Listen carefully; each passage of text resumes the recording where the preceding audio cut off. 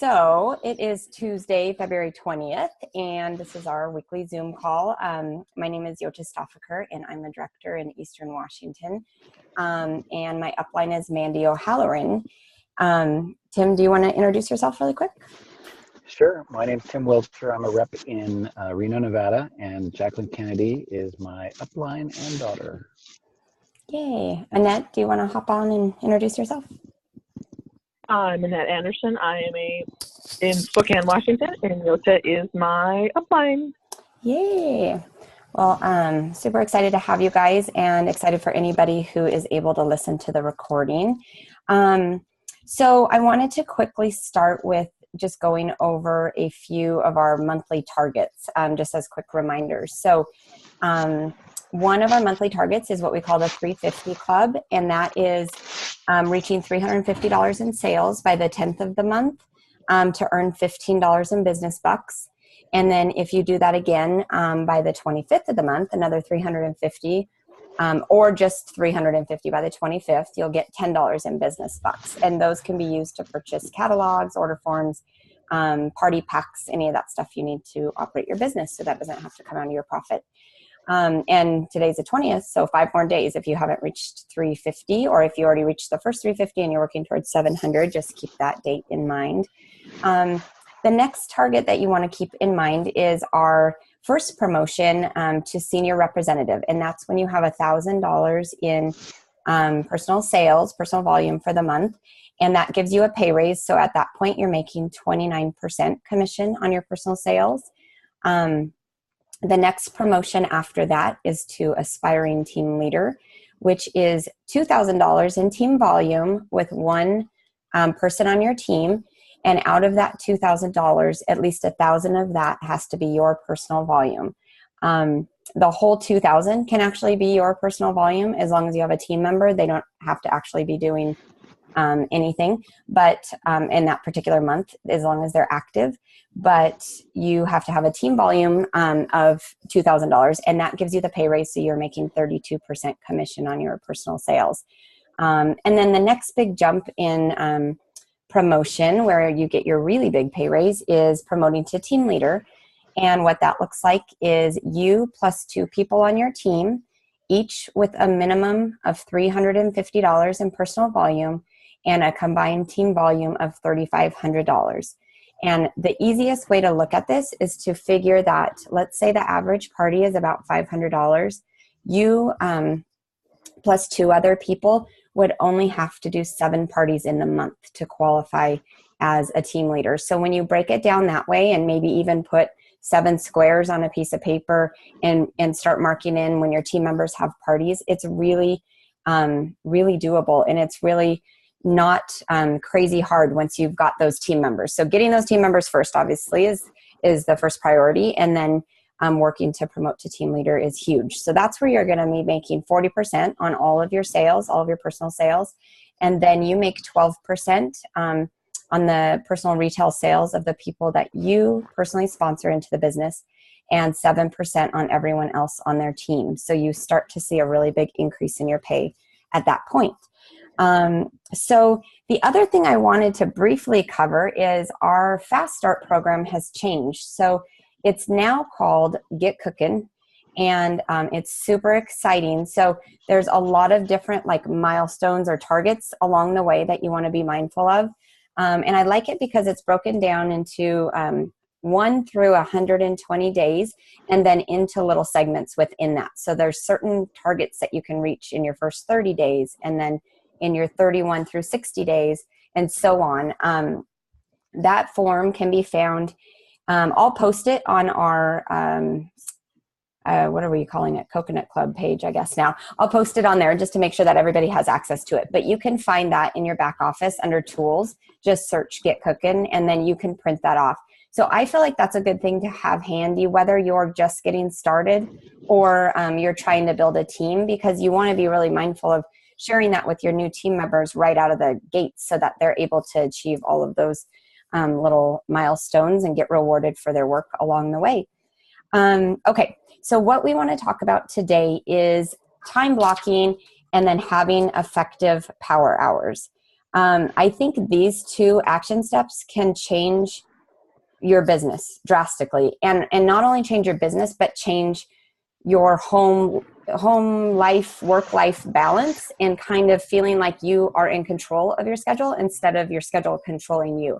And it's something I need to remind myself of all the time. So I'm constantly working on getting better at this as well. But Jacqueline created, well, at conference, actually, one of the keynote speakers had this really cool weekly time blocking guide. Me and my lack of technical skills, I'm wondering if I can, let's see if I can try to pull this up here. Oh, whoopsie. Can you guys still hear me? Yeah. I don't know what I did. Hold on a second. Oh, maybe I shouldn't attempt. I don't know where you went. Oh, here, Zoom. Oh, there you are. Oh my gosh. Okay, share screen. That's what I need to push. And then share screen.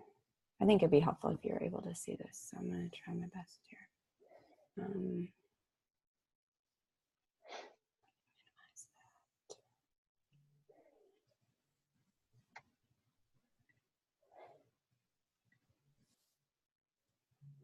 Oh my goodness. There's all this stuff that's like in the way of the search bar. Okay, hold on a minute. Let me just try something else here. Okay.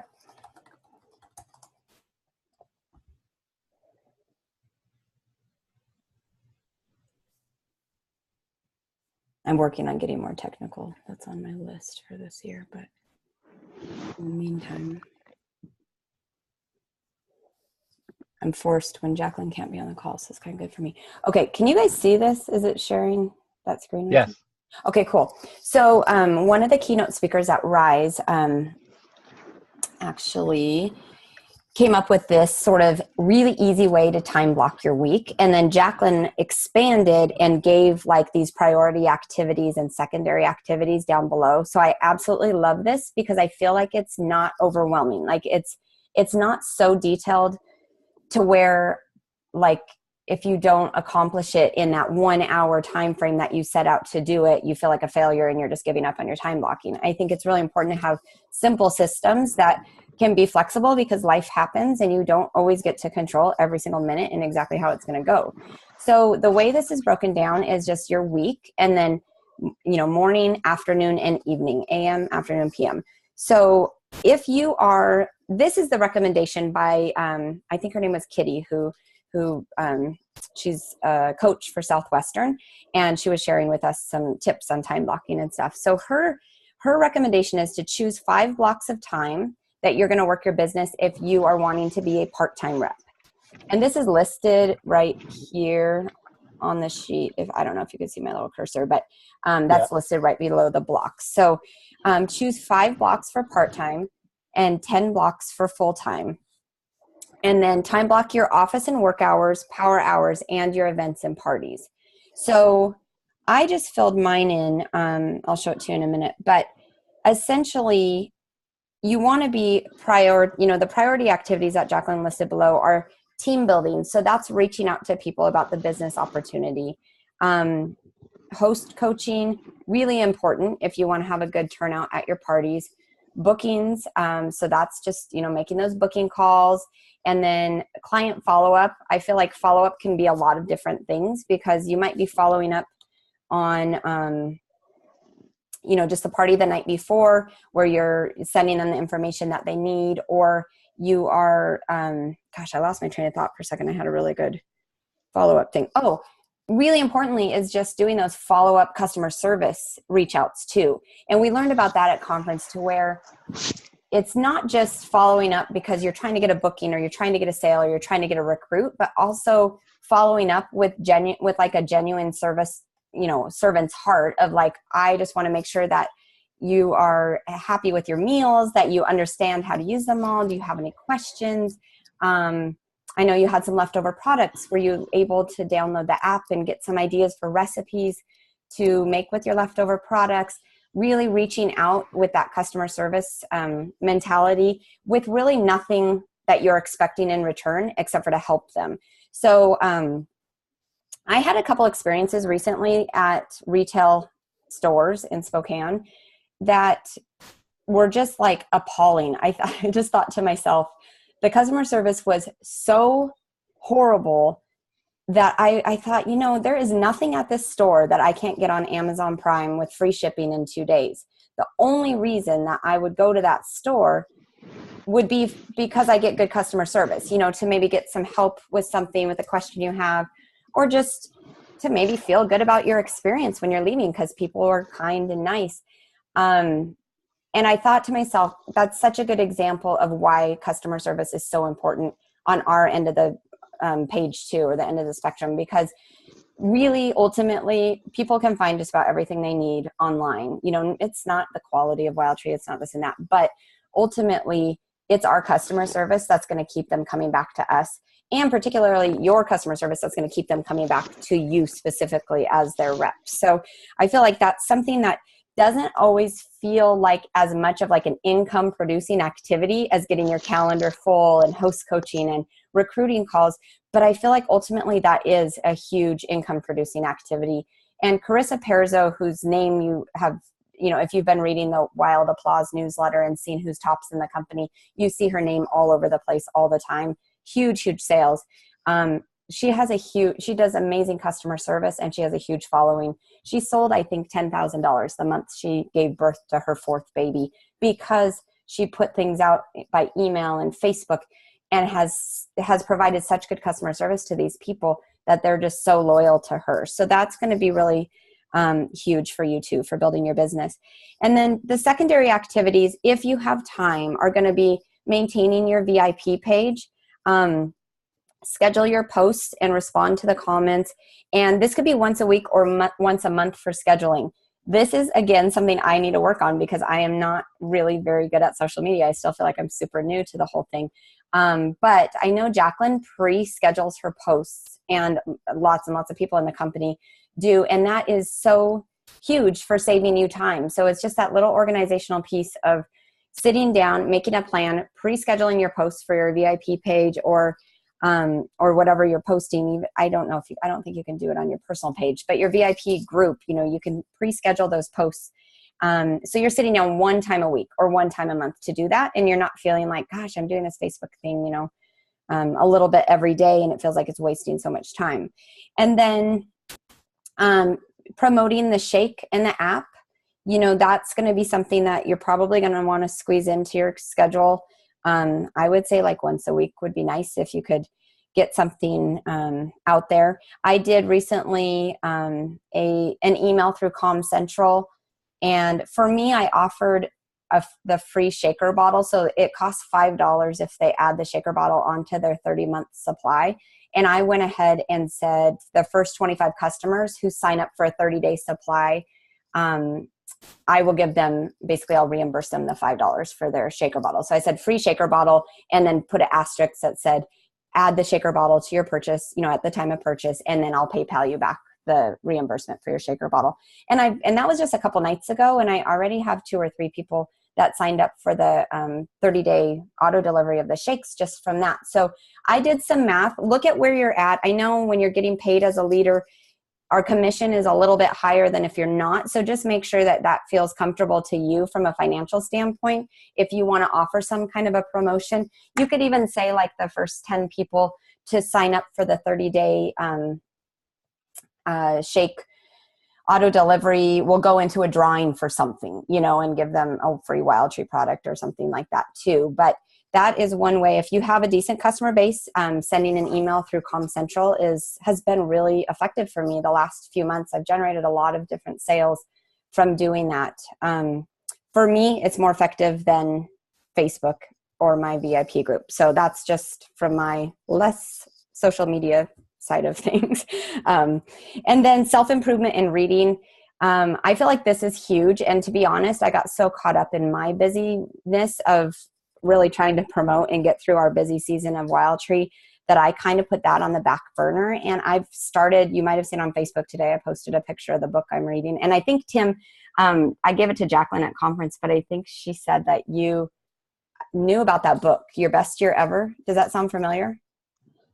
You know, I don't know that I've seen that. That was just part of my goal planning for this year. I came up with that myself, so it's probably coincidental. Okay, so Amazon Prime that book to yourself right away because it is amazing. And I mean, just getting back onto that, self improvement, personal growth reading, and refocusing my goals and stuff. I mean, like you can just feel it inside your body when you're doing that on a regular basis. It's like drinking water and giving yourself nutrition is like that for your mind and for your motivation and stuff. It's just crazy. So for me, I've committed to doing like the miracle morning, and that doesn't mean that every single day is going to be the full blown everything in the miracle morning outline. But something I actually learned from a customer last week was just she's committing to doing, I think, 2 or 4 of the things of the miracle morning each morning. So it's kind of whatever fits into that morning. And so she doesn't ever feel like she's failing. She's doing whichever one's work. Sometimes she needs to spend a little more time on one thing or another, just for her business and her life and stuff. So that's something to look at too, is that maybe you're going to pick 2 or 3 or 4 parts of that miracle morning to incorporate into your day. But with that, the miracle morning is really like reading. So you've got that personal growth piece. I read a little devotional. It's really short. It's like a 1-minute devotional every day, but that gives you that little bit of your faith side of things. Visualizing and goal setting. So I just started actually closing my eyes, seeing my life as if it was exactly how I would love it to be. And that's kind of a cool, motivational piece too. And then journaling for me ends up sometimes it's writing out my goals, but then a lot of times ends up being like planning or preparing for the week. So that's kind of what I want to talk about next with this whole time blocking and power hour stuff. So once you kind of have picked the little squares that you're going to be working, and then committing to really working, during those times, it doesn't mean that entire morning or that entire afternoon, but at least sometime during that time, you're going to be putting in work on your Wild Tree business. Let me see here. I'm just going to get rid of, stop the share. Okay, I'll go back to regular size faces here. Anyways, probably the most important part of making your time blocking effective is planning for your time blocking. So the time that you're going to work. So you don't want to use your power hour to figure out the list of people you're going to be calling. That needs to be done. I feel like your miracle morning time is a really good time to do that if you're able to do that in the morning. Some people like to do it on like Sunday afternoon or evening just to really get prepared for the week. That's great too, because if you're going to work in the mornings during the week, you might not be able to sit down and do a miracle morning time every morning and really be able to lay stuff out. But ultimately, if you know when you're going to be making your different phone calls and you've got your customer care surveys in some kind of system or lack of system, but maybe they're just in a pile on your desk and you're going to be sorting through those, and you're going to be making team building calls, on Monday afternoon or something, then on Sunday, make that list of everybody who you're going to call, because that way when you sit down to do your power hour, you're spending possibly in that hour 15 minutes reaching out to people about the business opportunity, 15 minutes reaching out to hostesses, just host coaching. Host coaching is so super simple. It's just so important to do. It's really like between the time that you book the party and the time the party takes place, or the time that the workshop orders are due is probably a better way of putting it. Reaching out to your hostess like 3 to 5 times, and maybe you just make a tally mark, with next to their name on your calendar or whatever. Something Jacqueline does or has done in the past that I really like is that when she books the party, she schedules out when she's going to be contacting that hostess. Basically, I think you take the date you book the party, the date the orders are due, and then divide that up into 3 to 5 contacts, depending on how much time you have between those 2 dates. You know what I mean? Sometimes you book a party and it's like you get their invitation to them and they've got 3 weeks to invite. Well, you're going to maybe even be wanting to reach out to them a couple extra times, whereas sometimes they've got a week and a half to invite. Well, make sure you're touching base with them probably every couple of days, just to keep it fresh and make sure that they're doing their end of the job there of inviting and following up with their guests and stuff. And so really that's a quick text, like, hey, just reaching out to see, for me, it's like, hey, just checking in, see how your inviting's going. Just wanted to see how many yeses you have so far. And I like to word it that way because that means they need to respond with an actual answer, not just like they need to respond with a number, not just, oh, it's going okay. And then it's like, well, what does okay mean? You know, you're kind of left in the dark there. Where if you're like, just wanted to see how many yeses you have so far. And then they'll come back with like, well, two people said they're coming, and I haven't heard back from whatever, or I've only gotten no's so far. Like I don't have any yeses. This is very typical on the first time you're going to be hostess coaching. Then you know that you need to kind of encourage them and pump them up. So it's just staying on top of that is super important. And like I said, can be very simple, mostly done by text. So honestly, you could host coach. If you were allotting 15 minutes for host coaching, you could host coach a whole ton of hostesses in 15 minutes. You might not even need that much time in your power hour. Booking calls would be following up on, anybody who had any interest or just new potentials or whatever. And then like we talked about, client follow-up for customer service and just whatever follow-up needs to be done with people, and just keeping track of that. So I feel like I said, making time to be really organized and have your list planned out for your power hour in advance is so important. And that can be like, I feel like that's part of your work. When you're blocking out these squares on your calendar, planning and prepping for your work time is also part of that. So I think in that self-improvement reading category, that's where you can kind of put in that planning and prepping for the week time and make sure you allow time for that. So potentially on Sunday, you could make a list of like 40 names that you want to contact that week, and then divide it up into whatever segments of time that you have allotted for your power hour time. Tim, I know that you love the concept of the power hour. Can you share anything, not to put you on the spot, but can you share anything that you've done that's worked, or like anything you've read about, or any extra things to add to like the power of a power hour kind of thing?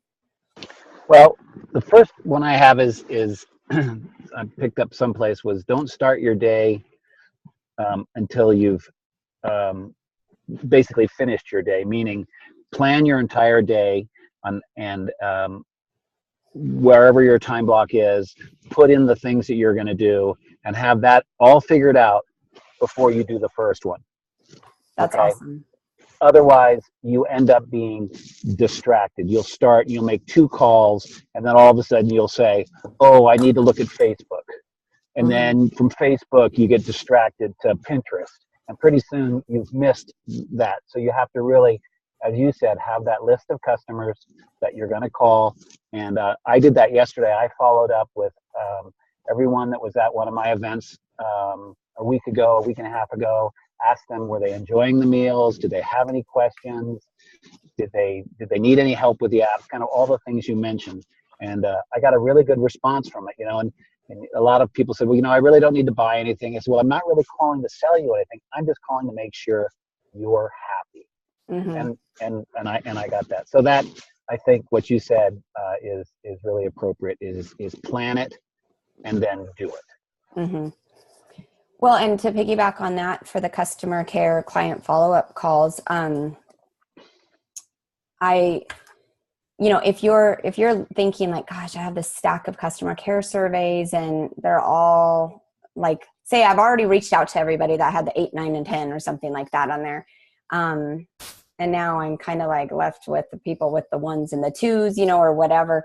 Start with the customer care follow-up call to those people. Like when you were talking, I'm thinking like, that's what I'm going to do when I'm planning out who am I going to reach out to next week. I want to get really solid and get this all figured out, and then really start reaching out and doing that client follow-up. And I'd love for everybody to kind of report how their power hours are going and what's working, and even how like those customer care reach outs are turning into more business for you. You know what I mean? And it might not happen the first time. It might be in 2 months when you reach out to that person again, but it's I just feel like we're going to get so much more from that and have such happy lifelong customers, that client follow-up's huge. So that's something, if you're, like if whoever's listening to this call, if you're feeling like, well, I don't have, everybody I've reached out to about booking and about the business and all this stuff has already said, not right now, maybe later, or no, thank you. Be reaching out to your customers to see like, how can I serve you? And with really not being tied to the outcome at all, except for from a servant's heart, and then see what starts to happen in your business, because I'll bet you we'll all be shocked, on what we're going to get from that. For sure. And I absolutely love what you said. I feel like I'm going to post that like on the banner of like, finish your day before you start it. That's so powerful. I've never heard it put that way, but Dave Ramsey talks about like a budget is like planning where your money goes instead of wondering where it went. Same kind of thing with your day. Because I think we all, my gosh, more times than not get to the end of the day and wonder where in the world did my day go? And I was busy all day, but I don't feel like I was that productive, So that's super, super huge. And I don't know, I hope, I'm hoping that all of you guys listening to this call are feeling like this is really empowering to really take control of your schedule and be intentional with the time that you spend doing your business. Did you have anything else to add, Tim? No, I really don't. Not at this point. Other than you never know where the business is going to come from. So you staying in front of your customers. I posted a little video yesterday of doing some freezer meals in my kitchen, and it was just like 2 minutes and blah blah blah.